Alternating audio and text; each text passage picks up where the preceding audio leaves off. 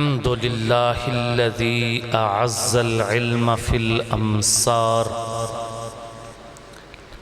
व अअला हिज़्बहु वल अंसार वस्सलातु वस्सलामु अला रसूलिहिल मुख़्तस्सि बिहाज़ल फ़ज़्लिल अज़ीम व अला आलिहि व अस्हाबिहि अल्लज़ीना फ़ाज़ू मिन्हु बिहज़्ज़िन जसीम। अम्मा बाद, इंतहाई काबिल कदर उलमाए किराम, उलमा के मेंशन में मैं क्या हैसियत रखता हूँ कि उलमा से कुछ गुफ्तगू करूं। मैं ऐसी मजालिस और महाफिल को बाहमी मुज़ाकरे और बाहमी तकरार की महफिल कहा करता हूँ, जहाँ कोई शरीके मजलिस मुश्तरका सबक को एक दूसरे के सामने दोहराता है। कॉन्फ्रेंस के हवाले से बहुत सारी बातें आपके सामने आ चुकी। कॉन्फ्रेंस में शिरकत करने का काफिलों की शक्ल में आपने हाथ बुलंद करके अज़म भी कर लिया। इसलिए मैं अब एक दो और पहलुओं पे बात अर्ज करना चाहूँगा। माजी करीब में हिंदुस्तान में एक बहुत बड़ी इल्मी बुलंद कद काठ की शख्सियत गुजरी है। मौलाना सैयद अबुल हसन अली नदवी रहिमहुल्लाहु ताला। पूरी दुनिया घूमे, पूरी दुनिया में जहाँ जहाँ मुसलमान आबाद हैं उनके मसाइल सुने और उस पर अपना इजहार ख्याल किया। उन्होंने ऐसे ही उलमा की एक मजलिस में एक गुफ्तगू के दौरान कहा, उलमाए किराम, आप अपने आप को पहचाने, आप क्या हैं। फिर उन्होंने बात खोलते हुए यूं कहा कि एक है हमारा मरकज़, हमारा मरकज़ है हजूर नबी पाक सल्लल्लाहु अलैहि वसल्लम की ज़ाते अक़दस, और एक है उम्मत, उम्मत का एक एक फर्द, बीच में हैं उलमाए किराम। उलमाए किराम ये उलूमे नबुव्वत, मरकज़े नबुव्वत और अवाम के दरमियान पाइप लाइन और सप्लाई लाइन है। सप्लाई लाइन और पाइप लाइन, इसके दो सिरे होते हैं। एक जुड़ा होता है मरकज़ के साथ, वहां से लेता है, और दूसरा सिरा जुड़ा होता है गली कूचों, घरों में, बस्तियों में, आबादियों में, वहां पहुंचाता है। उलूमे नबुव्वत मरकज़े ख़त्म नबुव्वत से लेना है और गली गली, कूचा कूचा, करिया करिया, बस्ती बस्ती, नगर नगर फैलाना है। किसने?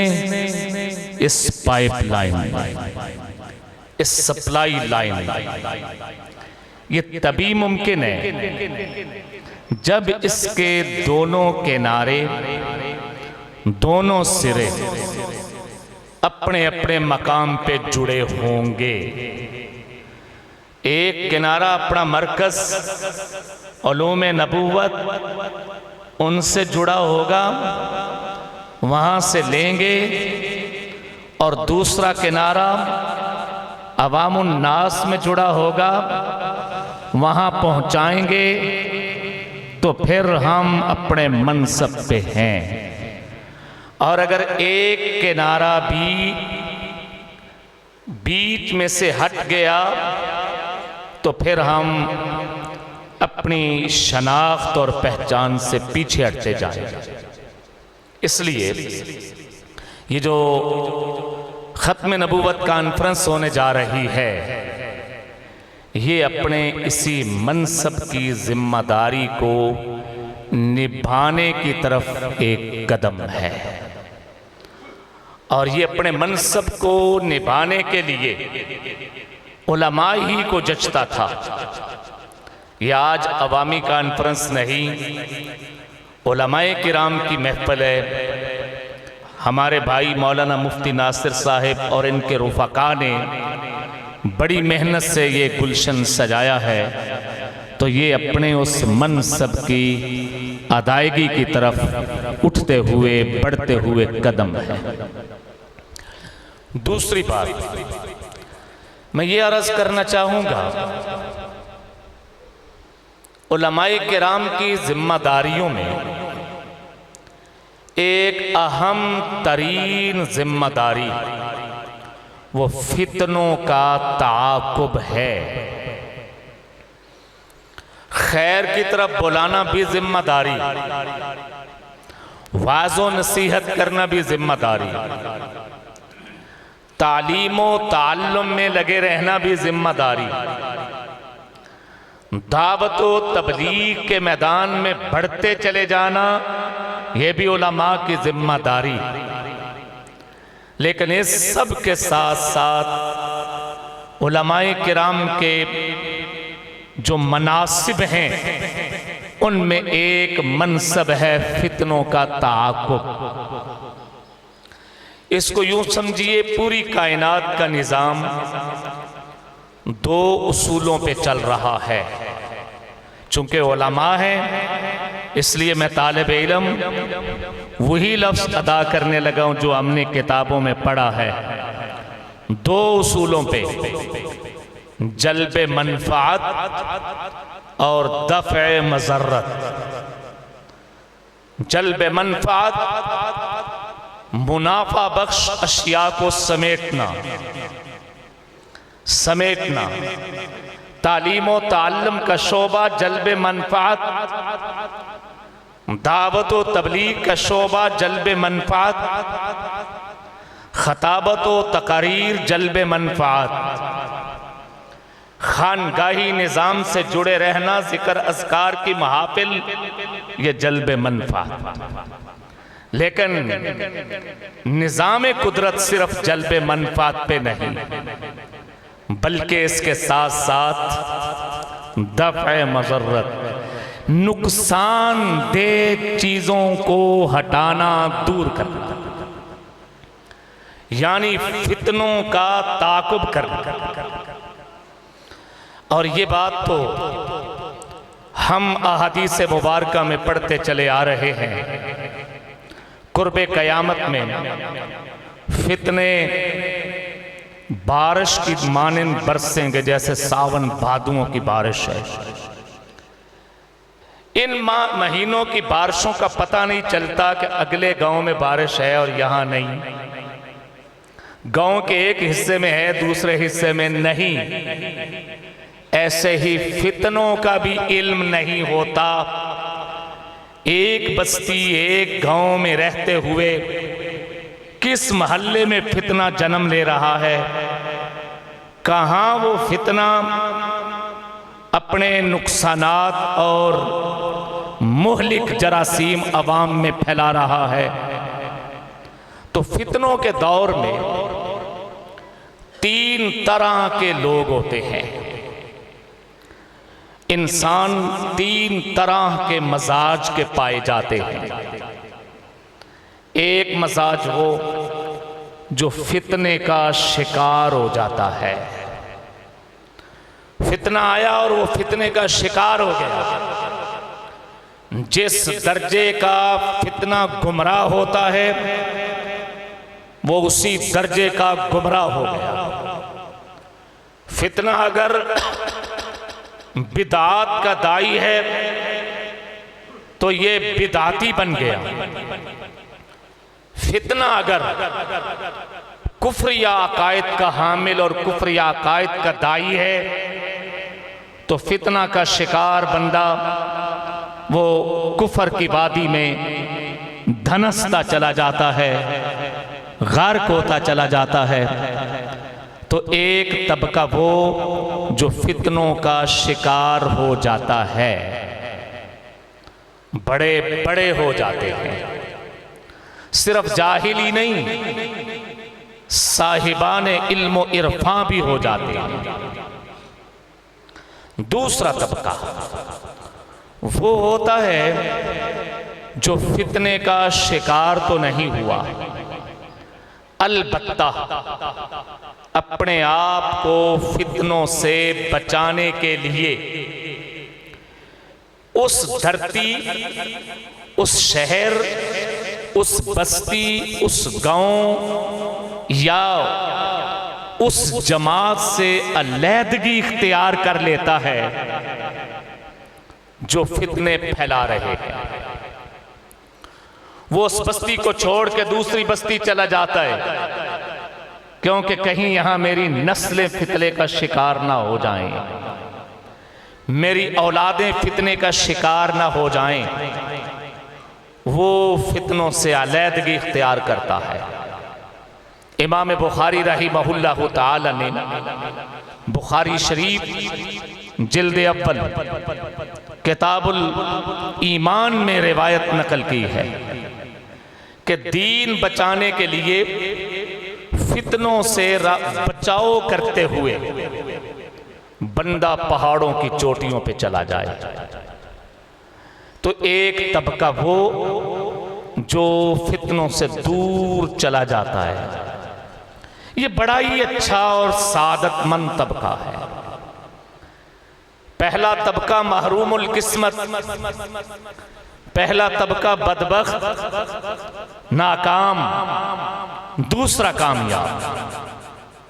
लेकिन एक तीसरा तबका होता है जो ना फितने का शिकार होता है, ना फितनों से राहे फरार इख्तियार करता है, बल्कि वो फितनों की आंखों में आंखें डालकर उनकी जड़ें काटता है, उनका ताकुब करता है। फितनों की बेखकनी के लिए वो अपनी जान जोखों में डाल देता है, अपनी सलाहियतें वक़्फ़ कर देता है। ये तीसरा तबका उलमा का तबका है। ये तीसरा तबका है जिसको हजूर नबी पाक सल्लल्लाहु अलैहि वसल्लम इन अल्फाज से ताबीर देते हैं, एक फकीह शैतान के मुकाबले में 1000 आबिद से भारी है। उलमाए किराम ये फितनों के ताक़ुब के लिए हैं। इनका मनसब खुद फितनों से अलैदगी नहीं, इनका मनसब खुद फितना वाले माहौल में हुजरा नशीनी नहीं, इनका मनसब फितना के माहौल में बिल्कुल अलग थलग रहना नहीं, बल्कि इनका मनसब फितने के, जिसे हम पंजाबी में कहते हैं चोर दे कार तक जाना, चोर दी मां मार दियो वो पीछे तक जाना, जहां से वो जन्म ले रहा है उसकी जड़ें काटना, सिर्फ शाखें नहीं, उसकी जड़ें काटना। इसीलिए हम जब अपने अस्लाफ की तारीख पढ़ते हैं, हमारे अस्लाफ में पहाड़ों की बुलंदियां फिर एक हद पे जाके वो इख्तिताम पजीर हो जाती हैं। ऐसे ऐसे जिबाले इल्म आए हैं कि जिनके इल्म की इंतहा तक निगाह दौड़ाने के लिए हम सर ऊपर उठाते हैं तो दस्तार नीचे खिसक जाती है। इतने बुलंद इल्म शख्सियत जिस वक़्त फितने सामने आए तो वो सिर्फ पढ़ने पढ़ाने में नहीं लगे रहे, बल्कि तालीम और ताल्लुम के साथ साथ वो फितनों के ताक़ुब में उनके घर तक। अल्लामा अनवर शाह कश्मीरी राहिमहुल्लाह ताला मुहद्दिस ज़मान, बुखारी ज़मान, तिर्मिज़ी दौरान, हम मुल्हिदीन को ये समझाने के लिए कि अल्लाह ने हिफाजत हदीस के जो ज़राए रखे हैं उनमें एक ज़रिया कुव्वत हाफिज़ा है कि अल्लाह पाक ने बाज़ शख्सियात को कुव्वत हाफिज़ा बड़ा गज़ब का दिया, और मिसालें पेश करते हैं पहली सदी के अफराद की, दूसरी सदी के, तीसरी सदी के अफराद की। लेकिन माजी करीम में रब ताला ने अल्लामा अनवर शाह कश्मीरी जैसी शख्सियत हमें उस जमाने के अफराद का अक्स बना के दे दी। लेकिन जब कादियानियत का फितना सामने आया तो वो इस फितने के ताक़ुब के लिए ढाबेल से चले, बीमारी के आलम में बुढ़ापा भी गालिब, और वहां से चले लोगों के कंधों का सहारा लेते लेते और आप पहुंचे बहावलपुर। ये हमारी सरायकी पट्टी का शहर बहावलपुर की अदालत में, वहां आके मुकदमा हजूर नबी पाक सल्लल्लाहु अलैहि वसल्लम की खत्म नबूवत का पूरे दलाइल के साथ लड़ा। क्यों? इसलिए कि समझते थे कि उलमा की जिम्मेदारी सिर्फ पढ़ना पढ़ाना नहीं, सिर्फ लिखना लिखाना नहीं, बल्कि फितनों का ताक़ुब करना भी है। हम अपने करीब वक्त में अल्लामा सैयद यूसुफ बिन नौरी रहिमहुल्लाह ताला उनके इल्मो अमल के गुण गाते हैं, उनकी लिखी हुई कुतुब हम अपने मुताला की टेबल पे मेज पे रख के हदीस की किताबों का सबक तैयार करते हैं। हदीस की किताबों का सबक तैयार करते हैं कि कल हमने सबक क्या पढ़ाना है। लेकिन जिस वक़्त फितना कादियानी सामने आया तो हजरत सैयद बिन नौरी रहिमहुल्लाह ताला सिर्फ अपने पढ़ने पढ़ाने तक किफायत नहीं कर रहे, बल्कि इस फितने के ताक़ुब के लिए कराची से इस्लामाबाद, कभी इस्लामाबाद से कराची रोजाना की बुनियाद पर सफर अस्पार हो रहे हैं। मैं एक एक मिसालें दूं तो वक्त बहुत तवील हो जाए। मुद्दा ये है अर्ज करने का कि उलमाए किराम, मैंने पहला हवाला दिया हजरत सैयद अली मियाँ रहमतुल्लाह अलैह का। वो फरमाते हैं उलूम-ए नबूवत, मरकज़-ए नबूवत और उम्मत के माबैन सप्लाई लाइन उलमा है। ये इनकी जिम्मेदारी है कि ये उम्मत को सैराब करते रहे। और दूसरी बात, फितनों के ज़मानों में सिर्फ घरों में बैठ रहना ये उलमा की जिम्मेदारी नहीं। बर वक्त अपनी नमाजें पढ़ाते रहना सिर्फ यही काफ़ी नहीं, बल्कि इनके मनसब का तकाजा है कदम आगे बढ़ाएं और फितनों का आखिरी लम्हे तक, जब तक फितना का आखिरी बीज है उस वक़्त तक वो उसके खिलाफ हमा वक़्त पूरी सलाहियत, पूरी जिद्दोजहद के साथ मगन रहें। आज की ये कॉन्फ्रेंस जो होने जा रही है 28 सितंबर को, ये भी इसी सिलसिला की एक कड़ी है। कादियानी इस दौर का बहुत बड़ा फितना है। इस फितने के ताक़ुब के लिए शहर शहर, बस्ती बस्ती, नगर नगर जाना और कादियानियत के सरपरस्तों को पैगाम देना। देखिए, कुछ मेहनत आवाम के लिए होती है, कुछ मेहनत के मकासद इससे भी कदरे बुलंद होते हैं। ये जो बड़े बड़े इज्तिमाआत हैं, हो सकता है इन बड़े बड़े इज्तिमाआत से कोई गांव का बंदा आके कहे मौलवी साहब मैनू तो किसी दी कोई तकरीर नहीं समझ आई। 5-5 मिनट आस्ते आउंदे सन ते आके आंदे हन कादियानियों तुहानू तुन देंगे, ऐ कर देंगे, ऐ कर देंगे। तकरीरां ते कोई समझ नहीं। ऐन मुमकिन बड़ी कॉन्फ्रेंसों में ज्यादा से ज्यादा वक्त कितना होता है जी? 5 मिनट 10 मिनट हाजिरी लगवाने आ रहे हैं। ये समझाएं उनको कि भैया यहां आपको वाज करने के लिए तो वाज सुनाने के लिए बुलाया ही नहीं गया, ये तो कादियानियों को और उनके सरपरस्तों को पैगाम देने के लिए बुलाया गया है, पैगाम पहुंचाने के लिए कि सरजमीन पाकिस्तान उलमा मशाइख की सरजमीन है, ये मदारिस और खानगाहों की सरजमीन है। इसकी धरती पे खत्म नबुव्वत की खातिर हजारों हजारों मुसलमानों का लहू बह गया है। यहां तुम्हारे लिए कोई गुंजाइश नहीं।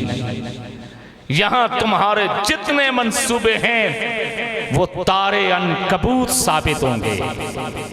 तारे अनकबूत, मकड़ी जाला बुनती है और बड़ी समझती है कि मेरा जाला बड़ा कामयाब है, बड़ा कामयाब हो गया। उस पगली को इल्म नहीं कि साहिबे खाना की भी नजर नहीं गई। जिस दिन साहिबे खाना की नजर चली गई तो मकड़ी का जाला बस हाथ में झाड़ू पकड़ने तक है। जो ही हाथ में झाड़ू पकड़ा गया फिर वो सारे का सारा जाला और वो मकड़ा और मकड़ियां सभी तबाह बर्बाद हो जाएंगे।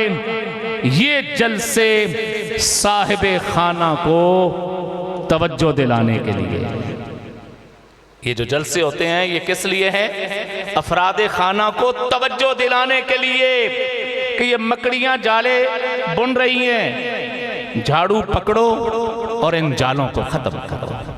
तो अहबाब किराम, मैं उम्मीद रखता हूँ जिस ज़ौक़ शौक़ से आप हज़रात तशरीफ़ लाए, इसी ज़ौक़ शौक़ से अपनी अपनी बस्ती में